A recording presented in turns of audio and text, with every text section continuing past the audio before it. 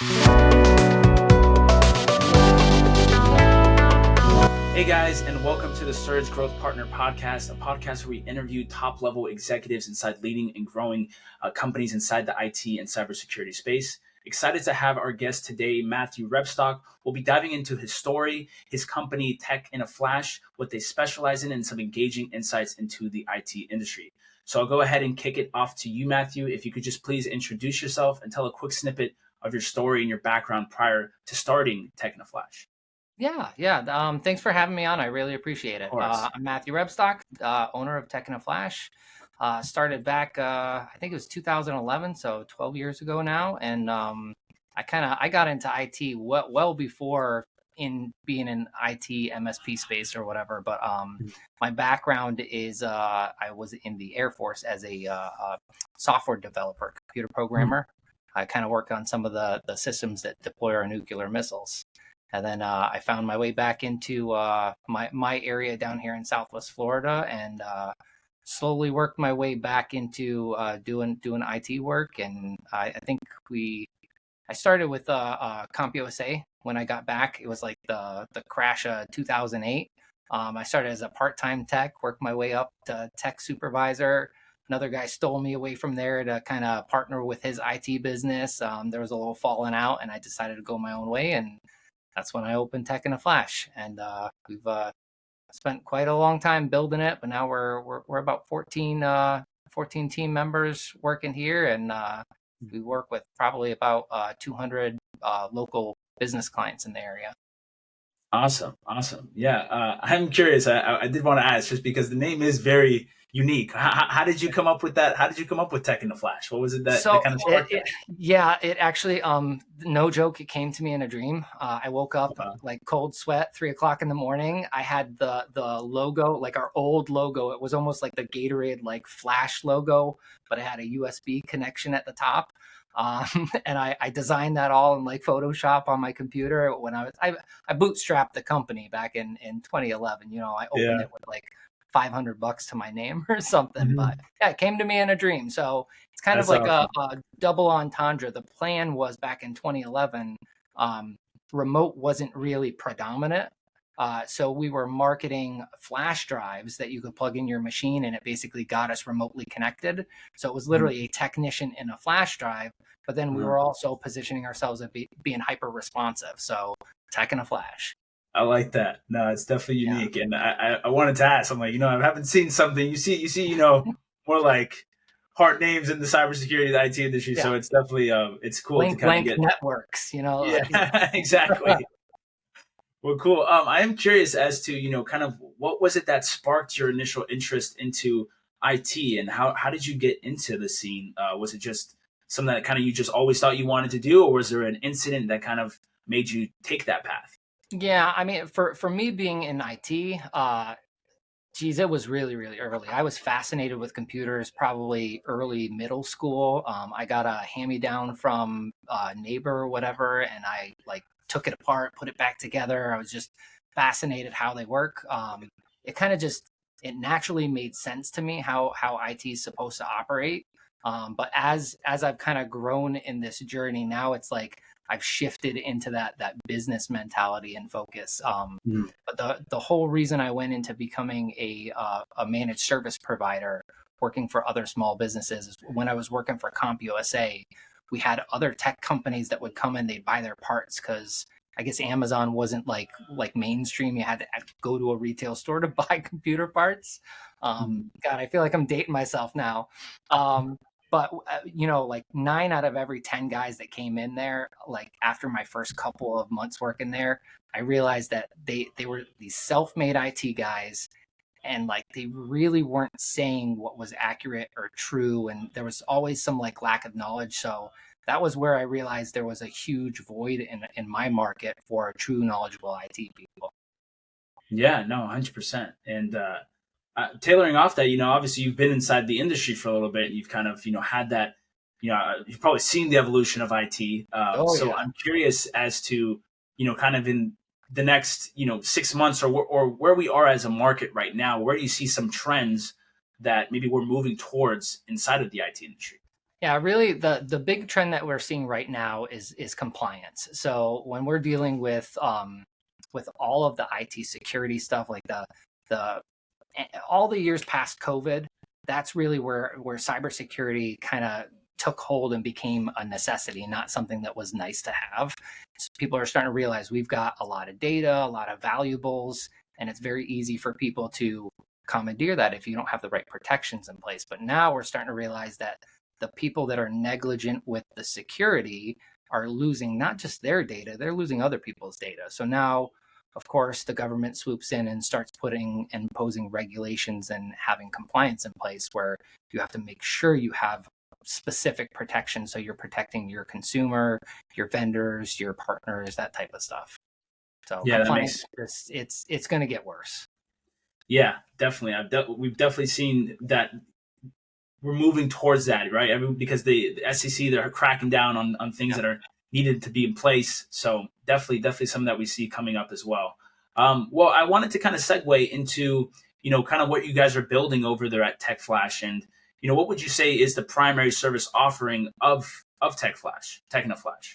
So, I mean, the predominant client that we have, they're small businesses. So we Mm-hmm. deal with, 2 people companies all the way up to probably 100 people companies, but they're all around like 25, 30 employees is average seat count. So they don't Mm-hmm. have an internal IT staff. Most of the time it's an owner or an office manager that's running around doing most of the work.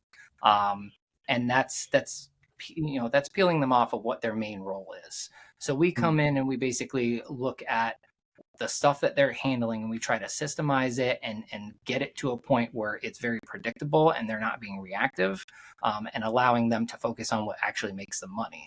So we actually I'm kind of happy about this. About a month ago, we finalized our trademark. We've got a trademark for our service plan called Totally Simplified IT. And Mm-hmm. let's I mean, everybody knows in IT. IT is inherently complex. There's too many options, too many things to do. So we kind of take and slipstream all of the necessities that a business really needs to have in place to be secure and maintain its operations. And we put it in one very easy to view pane of glass where my team handles the complexity on the backside, and you just have to worry about the simple stuff on the front side.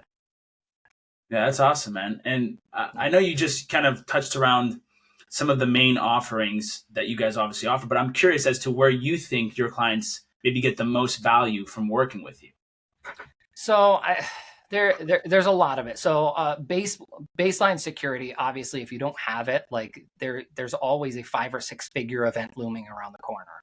Hmm. We've dealt with it. I think last year we had 27 different events where non-clients called us in a panic because they got ransomware and an email Mm. breach.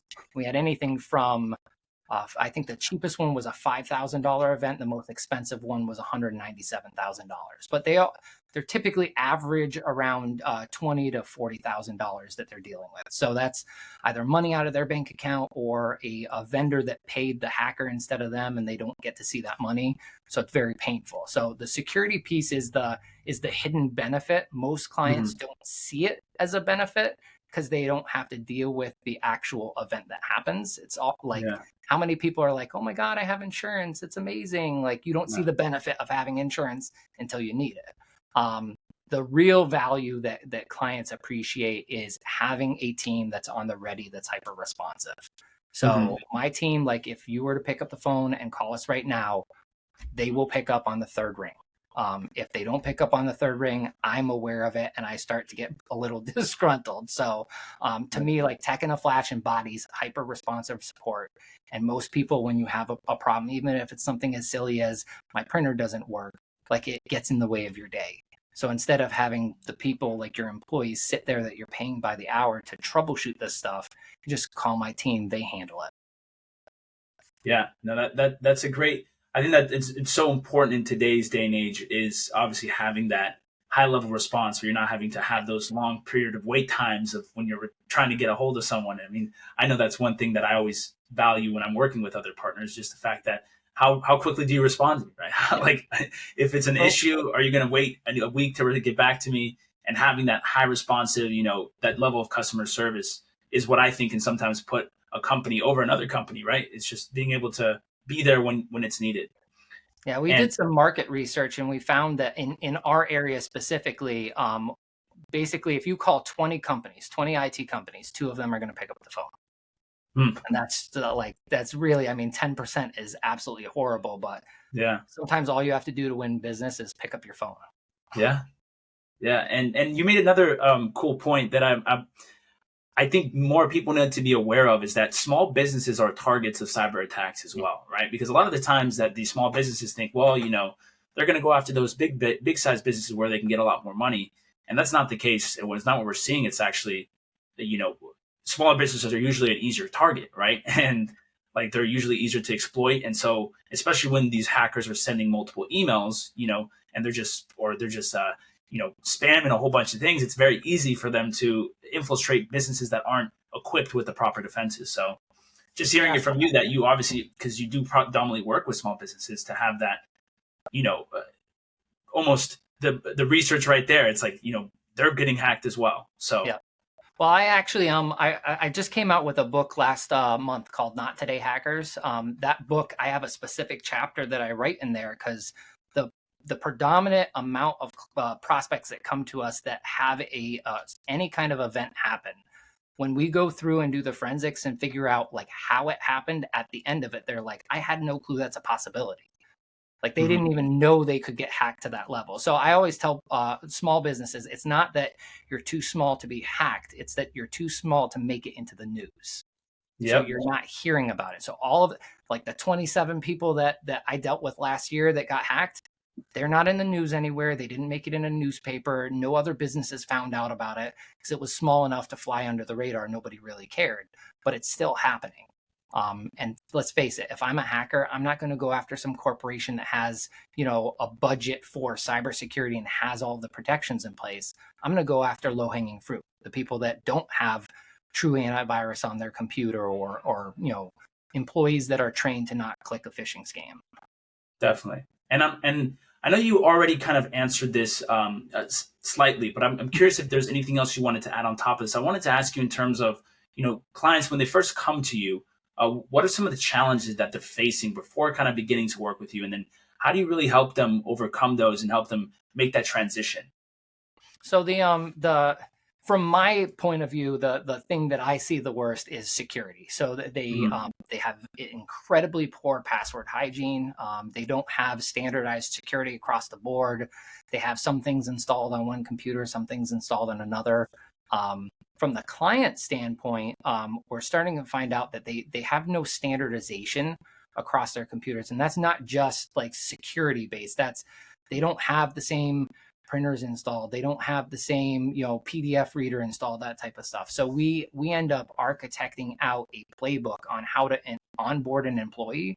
So instead of a company that wants to bring a new employee on, let's say next week, and they've got to figure out, I got to go buy this, I got to go install that, they've got to get the computer from Best Buy, that type of stuff. They just put a form into us, tell us the person's first and last name, their email address, what they want provisioned, and we take care of all of that stuff. So, and it happens the same way every time with a checklist standardized that my team verifies. And that just wasn't happening in the past. So it ends up really streamlining them to the point where everybody gets that same experience and they know what's going to happen. Yeah, no, customer. I love the emphasis that you put on that customer experience, and I think that Yeah. that's super important in business in general. And making that, kind of segue now. I'm curious as to, being a bootstrapped founder, and obviously, being an entrepreneur yourself. What would you say are kind of some of the biggest challenges that you've seen, kind of with growing an IT company? And if you could share any advice that maybe to help overcome those challenges. Oh man, there's 50 million challenges and they're never going to stop. So what I've Yeah. noticed in like the evolution of business, like me as a business leader, I've plateaued in specific points and I've had to change my thinking. I was the top tier technician in my company up until 2 years ago, where I finally had to sub somebody else out to be that like the buck stops with this as far as tech wise is concerned. And now I'm focused on growing the business and building the sales and marketing team. But Mhm. I will tell you that when you're dealing with small businesses, the number one issue that you have is educating your end prospect or your client. A lot of them there's so many misconceptions around security, what's necessary, what security actually looks like, that a ton of people that come to us that aren't clients, they think they're secure, but then we go through what I consider like a cybersecurity risk assessment, or I kind of dub it like a hacker simulation. We white hat hack you to show you what all of those risks are. And when you show those risks in plain text to a prospect, their floor, their jaw just drops on the floor. I've literally had people where they've had the business owner sitting in the meeting, and he will stand up from the chair and go walk into the other room because he has to change passwords, because we're showing him that his bank account records are right out online, like logins to bank accounts or whatever it happens to be. So, but education really is the big thing. Like an educated buyer or client is our best client, right?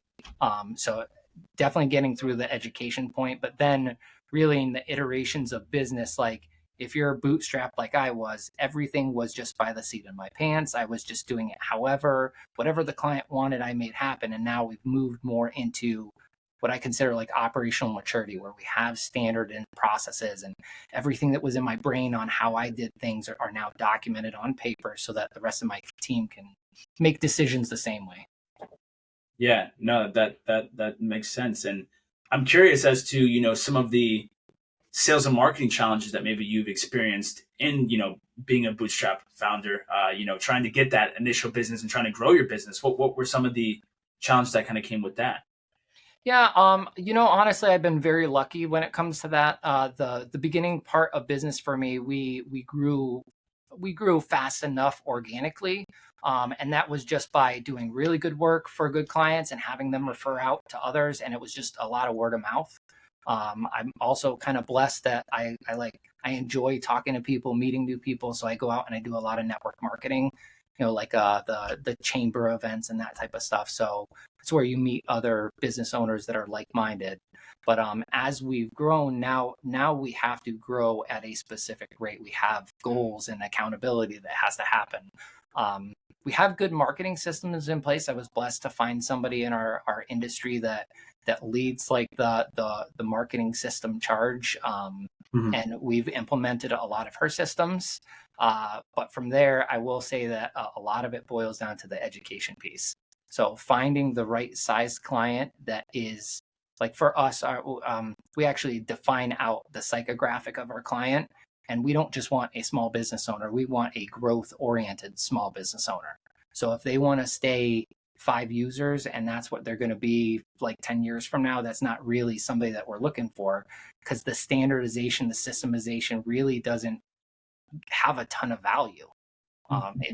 If you're not going to be adding and replacing and moving employees or growing, you don't really need to standardize that much, right? You can typically have a business owner or whatever that can just do it by the seat of their pants. Then you just have the security problem.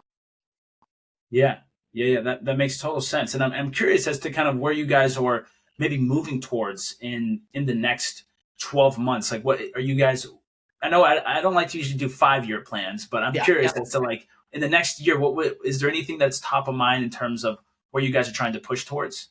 Yeah, so we actually we're EOS run organization. I don't know if you're familiar with it, but it's been really integral to the growth of our company. If you haven't checked out the book Traction, it's huge. I don't think I would be where I am today without that book. And without the certified implementer that we dealt with, and all of the friends that I have that practice EOS as well. So we do our 10-year, our 3-year, and our 1 year. So we're looking to essentially close to double our business in the next year.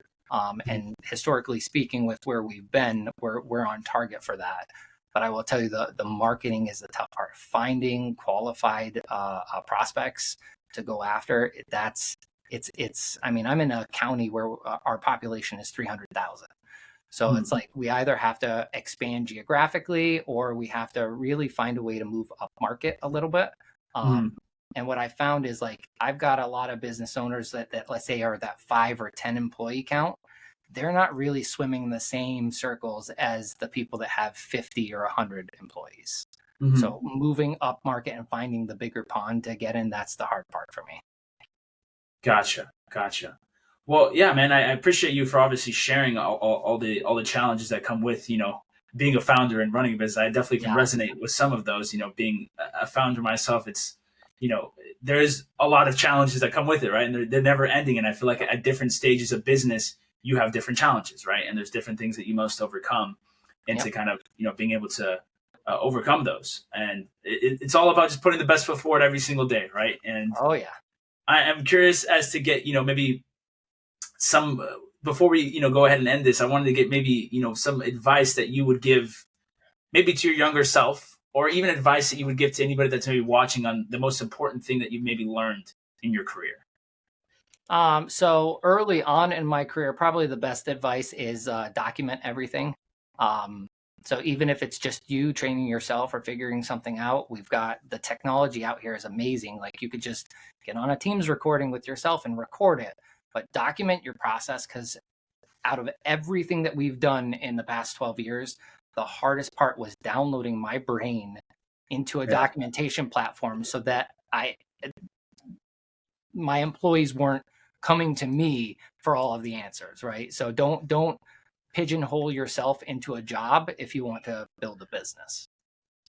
Definitely. Yeah. I'm in the stage of building out a lot of standard, operating procedures. And so I can definitely see how that can become a bottleneck, especially when you're, hiring so many people. You need to have obviously good systems and processes put in place to make sure that things are flowing and you're not getting pulled in so many different directions, right? Yeah. When you're small, it seems like it's almost overkill, but it's not. Just, even if you've got simple checklists or whatever, just get checklists in place, document what you're doing for your clients, have some kind of documentation management platform. They're not super expensive, and just make sure you get all that information down, and then start. This is actually it's an EOS thing. Good leaders, they say, will farm out specific tasks, like 1 or 2 tasks that they're either not good at or they don't like doing, or that are maybe a lower wage work. They farm out 2 of those tasks a quarter. So be honest with yourself and what you're doing. Get it down. There's actually if you go to EOS's website, they've got it's called a delegate and elevate tool. It's just 4 quadrants of the tasks that you're doing and whether you're really good at them and you like them, or you don't like them and you're not good at them. And start identifying somewhere you can hire somebody, even if it's a part-timer, or if it's somebody that you can outsource, maybe find a partner that you can pay for a very small amount of time, and just outsource those so that you can start doing the highest leverage work that you do. Yeah, that's great advice. That is great advice. I spent a lot, I'm going to say probably the first 6 or 7 years, I spent a lot of time asking the question, how? And now I ask the question, who? So who's going to help me get there instead of how am I going to do this? Your resources are finite, right? But if you start thinking about who else can I plug in to help me with this, it's infinite, right? That's such a great point. Yeah, that is a phenomenal point. I think as business owners too, I think you always want to do everything yourself, right? And it's like I feel like you do the best job, but then you have to start realizing in order to kind of grow and to build, you need to find the right people, and human capital is the most important type of capital that you can have inside your business. Yeah. So don't do like me and go 6 years without a vacation, Yeah. Yeah. I'm already 1.5 years without one, but hopefully not 6 years. Yeah. No, it's rough, man. When you're like, oh, it's Memorial Day weekend, I'll take a 3-day vacation. You still get phone calls, Yep. Well, hey man, it's been a pleasure talking to you. I'm hope people who are listening do take your advice, because I think you've given some great gems. And if people do want to maybe reach out to you and work with Tech in a Flash, what are the best ways to maybe contact you and your company? So techinaflash.net is our website. We've got some forms there that you could fill in to schedule an appointment with me, or you can reach out to me via email. It's Matthew, MATTHEW @techinaflash.net. Perfect. And I'll make sure to include that in the description as well. But thank you again, Matthew. It's been an absolute pleasure. Thank you for you guys. If you did stick around all the way to the end and watch, we do appreciate it. Make sure to like, comment, and subscribe for more related content. And I hope you guys have a great rest of your day. Take care. Ciao. Awesome. Thanks.